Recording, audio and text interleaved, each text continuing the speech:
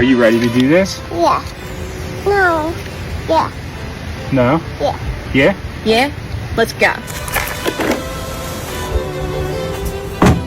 Nothing keeps you on point after a long day like an ICECO cooler.